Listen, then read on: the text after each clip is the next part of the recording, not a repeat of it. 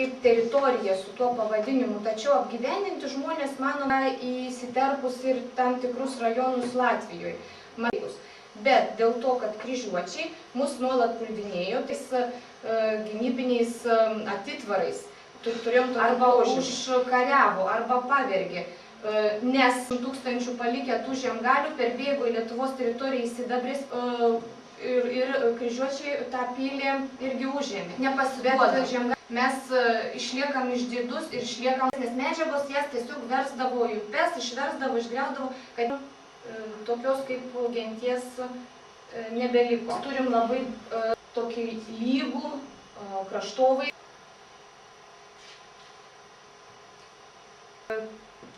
Bet pats miesto įkūrimas yra susijęs su... Ir ten jie garbino dar Perkūną, taigi jis skubiai liepė švenčiausios mergelės Marijos ėmimo į dangų bažnyčią. Miesto centre aikštė, nuo jos šakojasi gatvės, ta aikštė, kada buvo pastatyta ta bažnyčia, vėliau apie 1600, tai šia prasme, kad turėjo teisę rengti vienas iš didžiausių Šiaulių gubernijos miestų, labai gerai kitom šalim.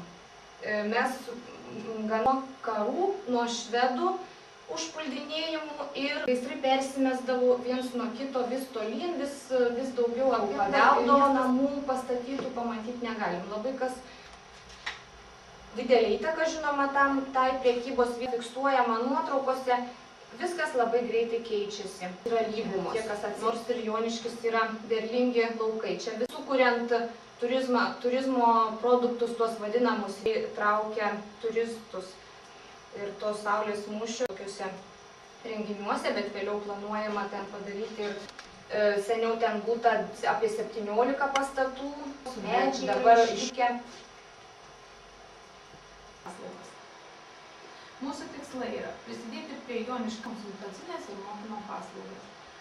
Taip pat teikiant informacinę projektinę pagalbą, tai konsultuojam, informuojam iš lektorių. Rengiame ruošiame verslo planus. Taip pat mes nuolat bendradarbiaujame Teisės ir kalbų kolegija, Šiaulių kolegija dėl studentų praktikos Lietuvoje ir užsienyje, bei daugelį Joniškio rajono įmonių švedų piliečiais. Dabar apie Joniškio teritoriją, turinti 78 km 30 000 gyventojų. Iš jų apie 19 kaime ir 10 000 mieste.